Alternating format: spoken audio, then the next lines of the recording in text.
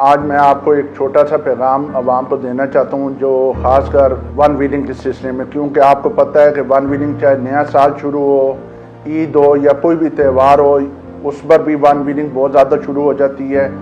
और आम रूटीन में भी आजकल के जो बच्चे हैं वो वन व्हीलिंग बहुत करते हैं। तो मेरा उन वालिदैन से स्पेशली गुजारिश होगी कि वो खुदारा कम से कम अपने बच्चों का ख्याल रखें कि वन व्हीलिंग के लिए वो उनको मोटरसाइकिल इस्तेमाल ना करने दें। ये नहीं हो सकता कि वालिदैन कहें जी कि बच्चा हमारा बाहर निकल गया, हमें नहीं पता।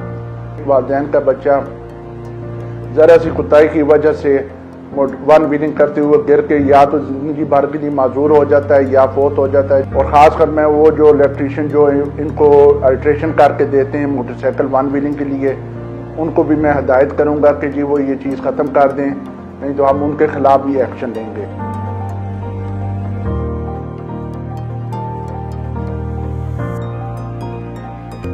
रेसिंग और वन व्हीलिंग्स को रोकना क्या सिर्फ पुलिस की जिम्मेदारी है? वालिदैन का कोई फर्ज नहीं?